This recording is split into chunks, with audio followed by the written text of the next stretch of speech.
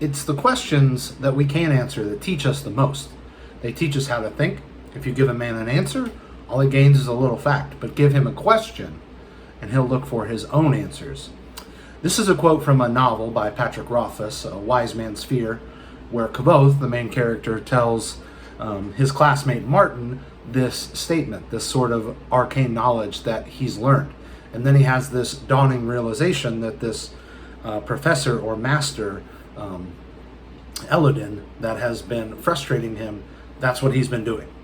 And to me, this impossible question, this idea of looking for your own answers, that sounds a lot like world building to me. So today we're going to talk about a method of world building that I call the spiral method. Now really, that's code for developing specifically close to where your characters and players are or start, and then as you broaden, you develop more generally until you get to, I don't really know. In fact, the old D&D modules and content were great for this. If you ever saw the inside cover to White Plume Mountain, it is a dark and stormy night here in Georgia. So I apologize if the thunder gets in the way of this video. But like I was saying, if you've ever saw the inside cover to the original White Plume Mountain, there's this great map of the mountain, the swamps, and in sort of the background it says, to the lair of Dragotha, the Dracolich, the dreaded Dracolich, or something like that. The thing was, they never really made an adventure about Dragotha. At least to my knowledge, back in the early days of basic, advanced, expert, then 2nd edition AD&D. It wasn't until we got to 3.5 in the Adventure Path Age of Worms, which is one of my all-time favorite campaign arcs, that we actually meet Dragotha and get some of his history. Her history. I am unsure of the pronoun there. Please forgive me. But that inspired many of DM and world builder alike. Dragotha, the Dracolich, those things aren't even in the monster. They're not, and you had to make it up yourself. That was an impossible question that you had to find the answer for. So today, I thought we would just start with a village, and then we would have an example of developing specifically, and then as we spiral out, kind of like a search pattern, ever widening, we develop just generally. So this is a little on the practical side, and I'm going to start with a village. You don't have to start with a village. You could start in a prison or a full-on city, though I suggest a specific ward or smaller part of the city. You could even actually start in the dungeon. That's a great start. But for our purposes today, we'll start with this village, we'll spiral out, we'll get more generalized, and eventually we'll get to not knowing, and then we'll dive back in, develop out, rinse, repeat. Excuse me. A little coffee here. So the first thing that we need for our village is a name, and that's the first thing I want anyway. And so I'm going to go to fantasynamegenerator.com. You can just Google search it. I'll link it in the description. And it has a generator for just about every type of name. You need a kaiju name, it's got it. You need a city name, it's got it. You need Arthurian knight name, it's got it. You want a Lord of the Rings name, it's there. You want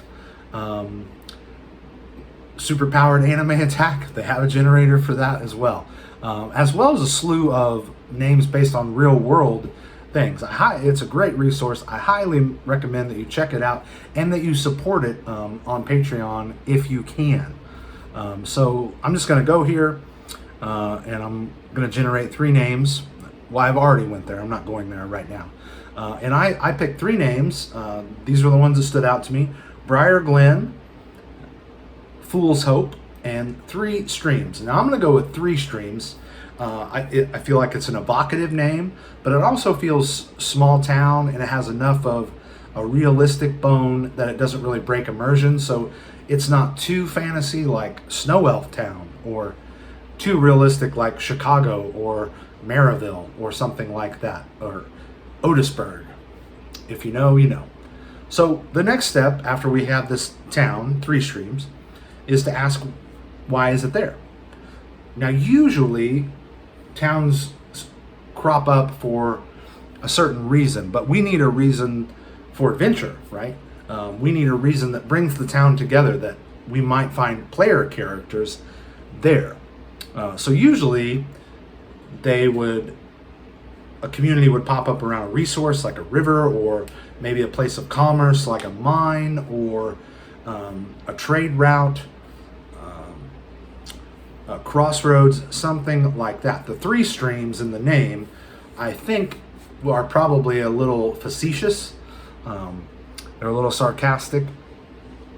The Three Streams aren't really enough of a resource to have the town. So we will enter the Tobacco Baron. Now, the Tobacco Baron, he's a wealthy merchant. He may or may not be actual nobility. I kind of like the idea that he's not. All the people around there just think that he is because he's so wealthy. And he'll send out caravans with his crop and different trade goods to larger cities and nearby guild houses and things like that. Just as a note, the tobacco in our world, most of it tends to grow in warm, dry climates that don't really have a long winter or frost season. I think the actual thing is like over 20 some days of consecutive frost is a good place for tobacco to grow. So now that we've answered those questions, we have a reason why the town is there. What else is in the town of Three Streams? Well, let's start. We want some points of interest, but we don't want too many, or else it becomes like a larger community, and we kind of want to keep it on the small side. At least I do. You are free to do what you want. So let's start with a general store or trading post. This will serve as a place where they can buy equipment, sell equipment, maybe even things like goblin ears or wolf pelts or fairy mushrooms, or at least trade for those things. So we've got a general store. Let's do a blacksmith. That makes sense. Probably not a world-class bladesmith or armorer, but he can make nails, horseshoes, shovel heads, axes. Or maybe you like that idea. Maybe he is a master bladesmith in hiding. Let's do an inn. That makes a lot of sense. So we've got general store, blacksmith, inn.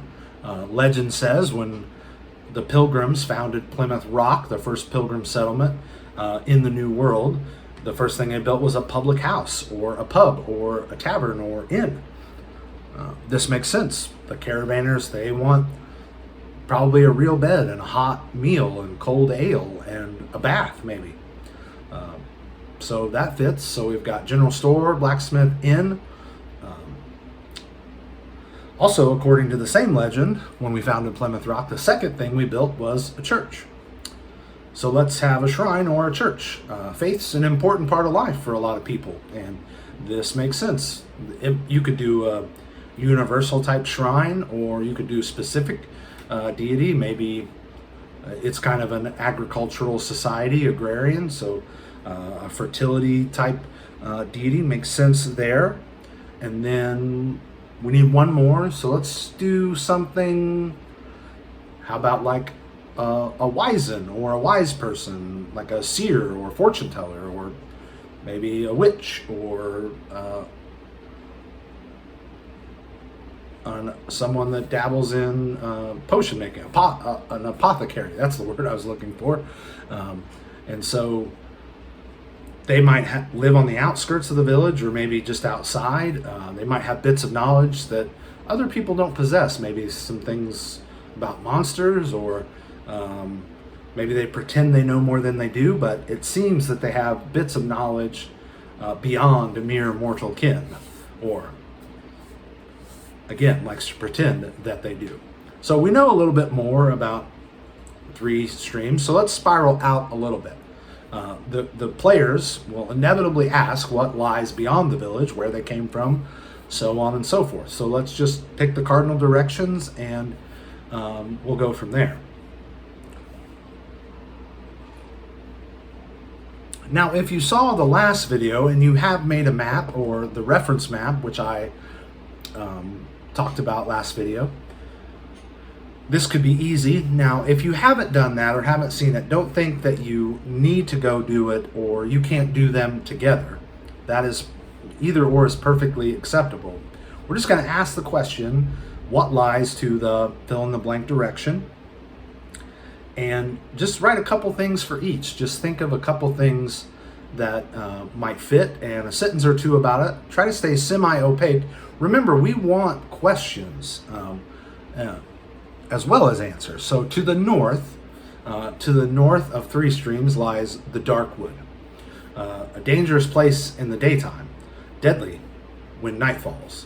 They say that Fey huntsmen ride and seek out prey. And beyond that, along the King's Road, lies Tyrholm, the seat of the realm, where Yarick Dan Kimber rules as High King. To the west of Three Streams is the great river Magnar, and beyond that, the hill country of Heron. To the south is the dwarf realm of Ruach, and while not as welcoming as they have been in days of yore and legend, they still engage in commerce, trading their craft and their ales. Beyond those mountains lies the Sea of Hammers, where they say the sky falls and the oceans drink a once mighty nation. To the east sits the sunken forest and the ash swamp.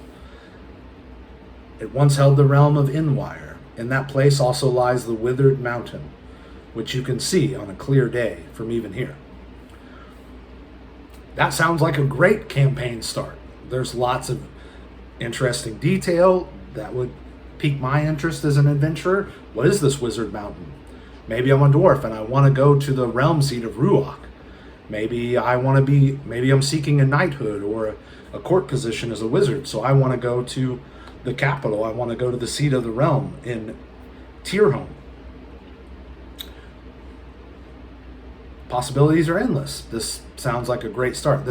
We've spiraled out, right? We started with Three Streams. We know a little bit what lies beyond. And now we'll dive back in and kind of develop more specifically about Three Streams. The obvious place we can start are in things that we've already developed, those 5 places of interest. So we'll do that, and we'll actually talk about NPCs on the next video. So let's talk about why everything kind of fits together. So Three Streams, great starting place. Caravans coming through, adventurers could come in, or they could be from around there. They could be seeking information, whatnot, but all this works because of the Tobacco Baron. The inn exists because of the Baron. Its business is supported by those travelers. The blacksmith. Now, we did 5, right? Just as a side note, just because he's the blacksmith, he probably actually does a couple things. He also does horseshoes, so he's probably a farrier, probably repairs wagons, or maybe there's a specific wagon repair guy or cartwright in that sort of thing, or wheelwright, repairs wagon wheels.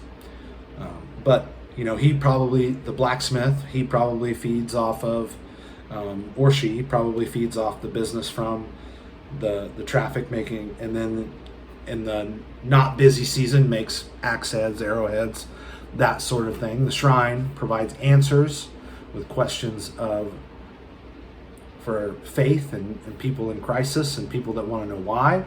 The wizen represents the unknown and questions. In many ways, they kind of shadow each other. And then, of course, the general store serves all the traffic through Three Streams. It could even be its sort of own little draw as a trading post where hunters and trappers might gather to sell their their pelts or whatnot. And so we have a nice little village here, nice little starting area. So next video, we'll talk about 3 streams again in terms of NPCs and developing those things. And I think that should be a relatively short video.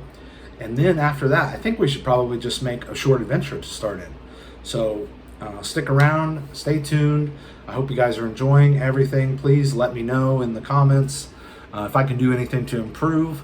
I'm learning a lot about the YouTube thing as I'm going and doing this, and a lot about my own styles and preferences, whatnot. So until I see you again, be well, roll well, and I'll catch you down the road.